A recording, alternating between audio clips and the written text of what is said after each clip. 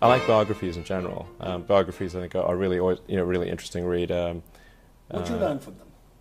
Well, I think you learn a lot depending upon whose life you're reading about. There are lots of lessons in there. I read Isaacson's biography of Jobs, which I thought was quite interesting, and I actually really liked his biography of Benjamin Franklin, who I would say is certainly one of my heroes. He seemed like a really great guy.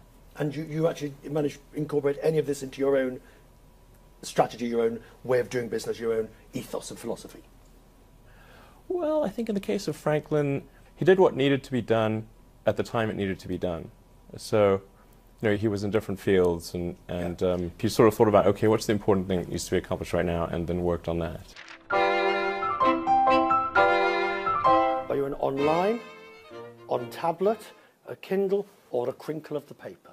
There is something romantic about traditional books, of course, but I find since I'm traveling so much that I often find I'm reading the books on my iPhone, which may sound like, wow, this is really tiny, but it's always with you. Pass me my iPhone. Pass me.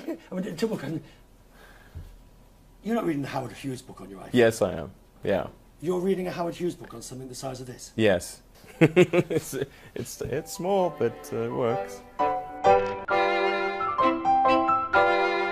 I'll tell you honestly, the book I'm reading, which I was sort of thinking, should I say this or not? But it's a book on Howard Hughes, which maybe a cautionary tale. I mean, he's sort of an interesting fellow. Definitely want to make sure I don't grow my fingernails too long and start peeing in jars.